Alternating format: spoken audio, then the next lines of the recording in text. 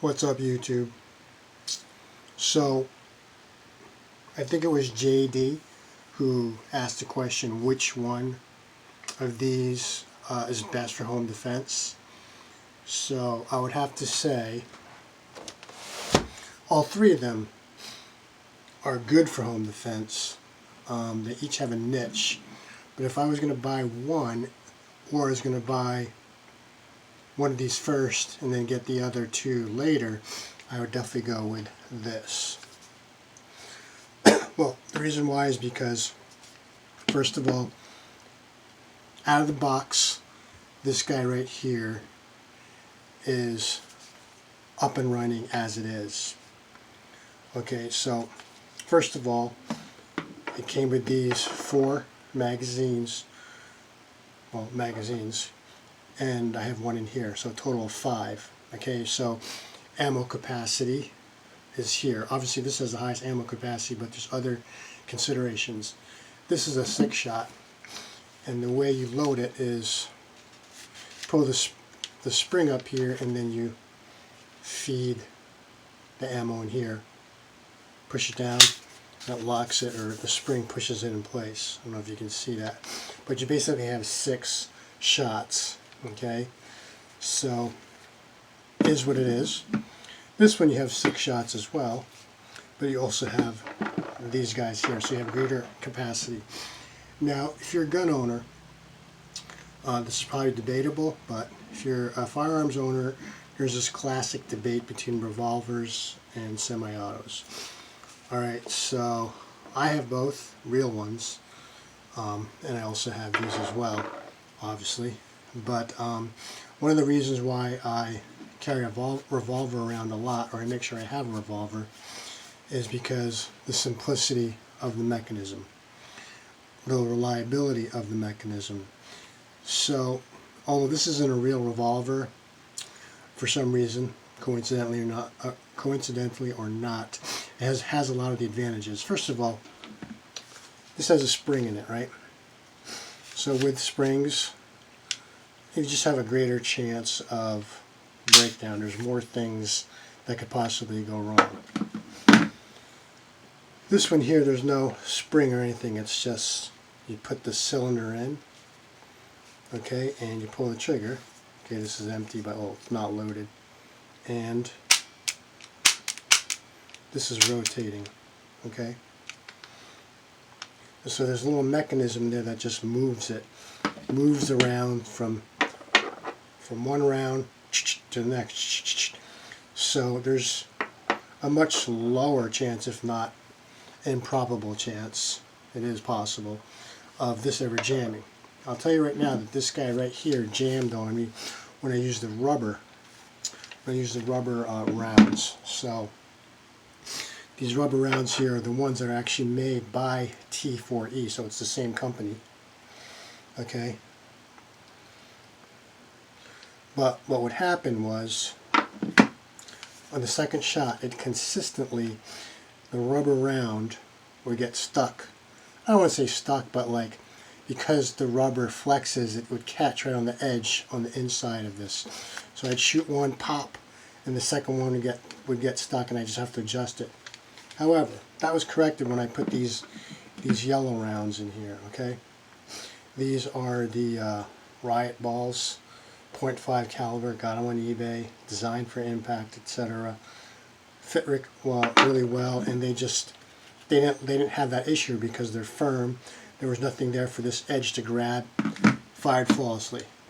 But even in the best case scenario, I got 6 rounds here, 6 rounds here, and I can reload. Here, you're not going to have, it's going to be awkward reloading. This one, I mean, it's not fast. Chances are in a real situation, I'm probably not going to have time to reload. But if I did have time to reload, like I was able to, shoot downstairs, run upstairs, pull this out of my pocket and reload, it would be a lot more easy to reload. This one, pretty much, once you're done emptying this, you better go hand to hand, or if they're not gone, come up with some alternative. Alright, so immediately that kind of knocks this out as a home defense gun, in my opinion. Okay, so another reason too is, in order for a home defense gun to be readily available, it has to be readily available. It has to be accessible. This guy you can keep loaded forever. I mean, you know, dust, rust, whatever, just sitting there. This can sit in your safe, under your pillow, forever. This cylinder has not been actuated. The beauty of the Umarex design is that in order to pierce the cylinder, you got to hit it. So right now there's a cylinder inside here, and the way this is designed, you hit this and then it pierces it, but you do it right before you're ready to engage. Okay, so they both have that advantage. However, because this has a spring, think about it, you're going to have to keep this thing loaded, right? You put all the ammo in there. This spring is compressed. Now, is the metallurgy today such that this can be compressed forever for, you know, a decade, 5 years, whatever, and not have any issues? Maybe. I don't trust them. I mean, I have revolvers that I have revolvers, and I have these guys here that I rotate the magazines in the real world, real guns. So just for that very issue. Now it might be overkill, but the bottom line is I know when I go to grab this revolver in my safe, whether it's this or the other one, I don't have to worry about springs breaking. All I got to do is pop this baby and it's going to work.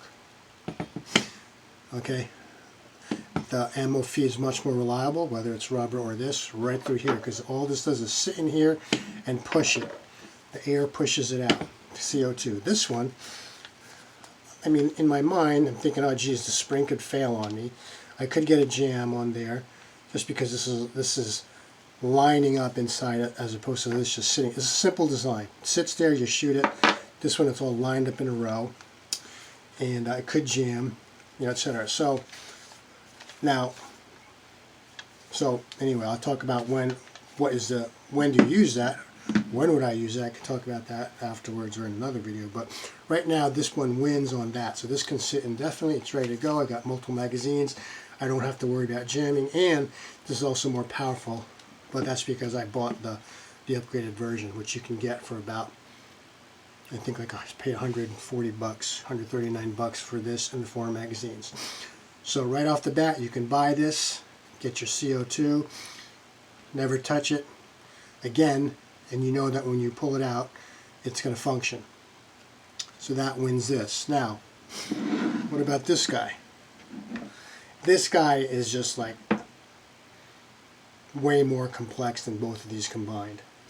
First of all, I don't know if any of you work with paintballs, and I haven't, but I've learned a lot since I have been. If you want this paintball, you want this weapon to be accessible when needed, so it's got to be ready. Right now, how are you going to store it? This one I just explained. You can just store this; it's ready to go. I can just leave it the way it is right now, and it's ready to go. All I got to do is pop. Okay. This one, in order to get ready, I got to put the air source on here, whether it's CO2 or whether it's compressed air. I got to get that, and I got to keep it screwed in. I got to screw it in. Now, you might ask, why don't I just keep it screwed in? Well, you really shouldn't leave pressure when air is released from the tank.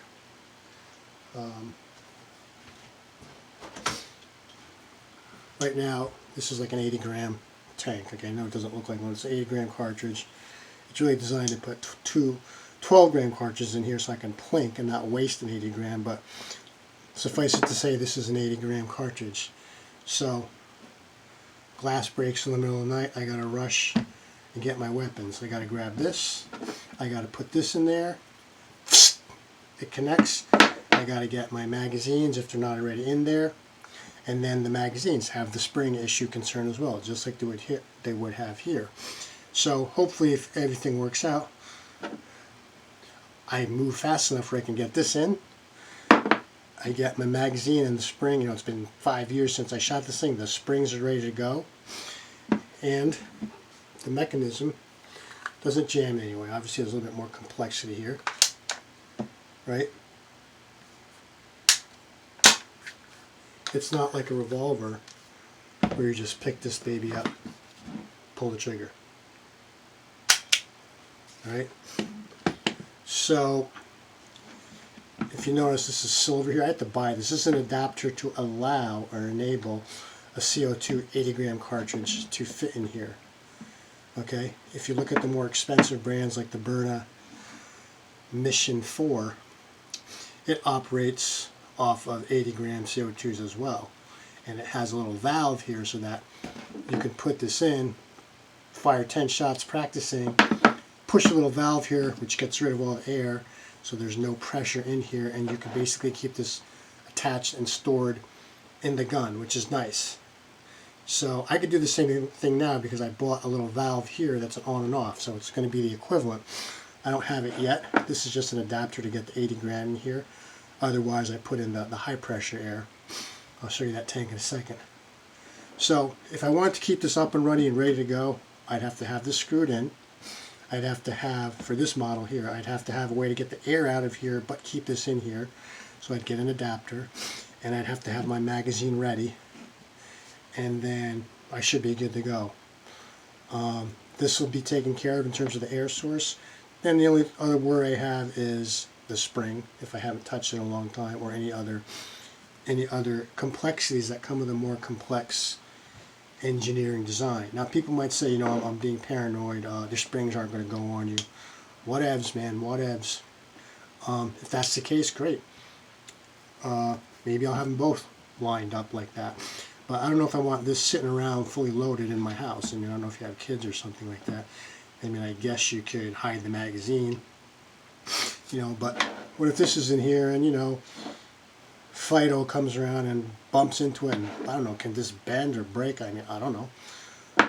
But assuming I have this screwed in, springs are working, and I maybe keep this on a cabinet or something.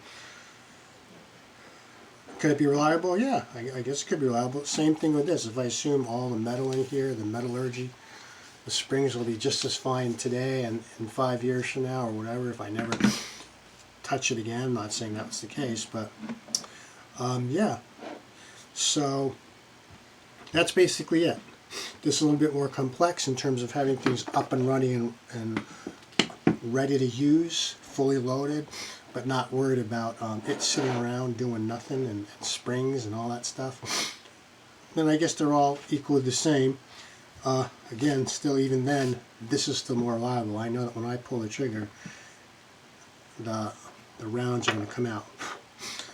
This, they should too, but you never know. I've had jams. And this, I mean, I haven't fully reliability tested this. I'm still waiting for, I'm waiting for my on-off switch to come here so that I can attach a tank and then, you know, let it sit in there, not worry about taking it out, etc. Right now, because I can put 2 12 grams in here to the equivalent of an 80 gram, I can get probably like 20 shots out of it. And how much does a 12 gram CO2 cost? Like, you know, less than $1. I mean, I bought 40 for like $16 from Walmart. So if you get an 80 gram one, once you pop it, unless you have one of those valves here that you can keep it in there, or you can, you know, close it once you pierce it, that's more expensive. So it's good to have the CO2, in my opinion. You have the 12 grams in here to plink with. You have 80 grams to use for actual defense. You don't touch those. I got 4 of those or 5 of those, whatever. And then you get the, hang on a second.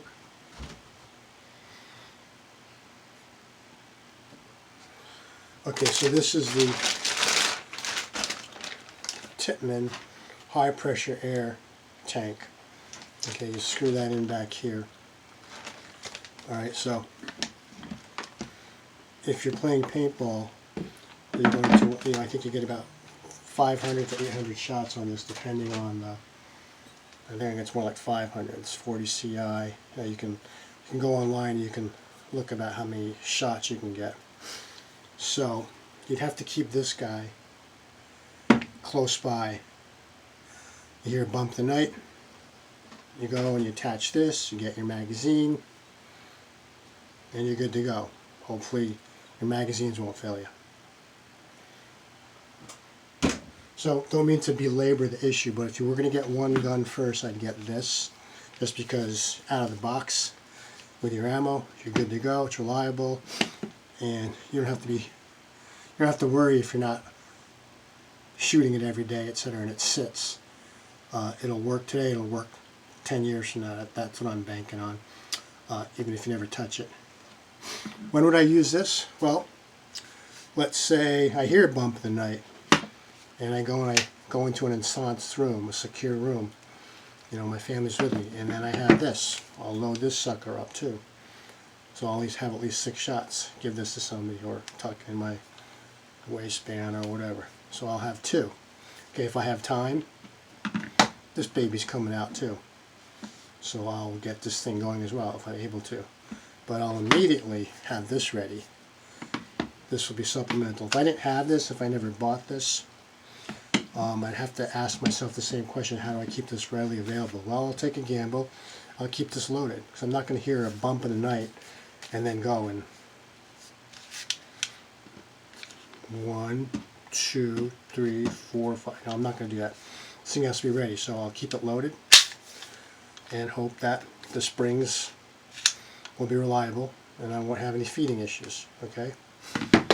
Let's say I didn't have this. I didn't have any pistol. All I had was this. Well, I'd have to get, I don't know if I want to it sitting around the house with this thing attached to it. You know, I guess I could, but I don't know. I could get a smaller one, I guess. But regardless, even if I think they have like 13 cubic inch ones. That one's like a 48. But I'd have to get this guy in, keep this screwed in, right? Because I want it to be ready and available.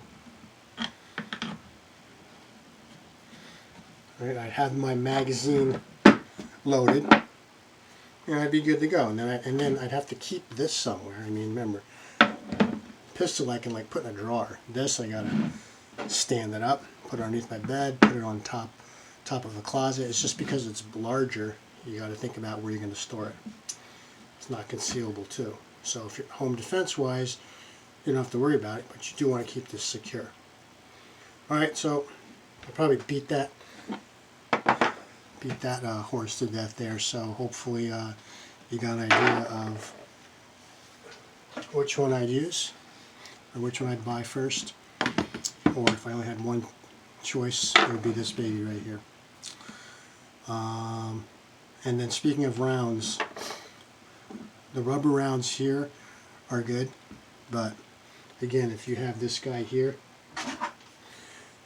there's a chance they get hung up here because they're just softer on the second shot. I mean, if I only put 5 rounds of this rubber in here, flawless. If I had 6, because one of them overlaps this half moon here, whatever, it's halfway. So I think the yellow rounds are good. These are the Riot balls. I bought that in .68 caliber as well. Reusable. I mean, even these rubber ones look like they get a little bit, not dented, but I can tell which ones I already shot and which ones I didn't because I've reused them. The yellow ones I really can't tell. Alright, YouTube, that's it. That's all. Ciao.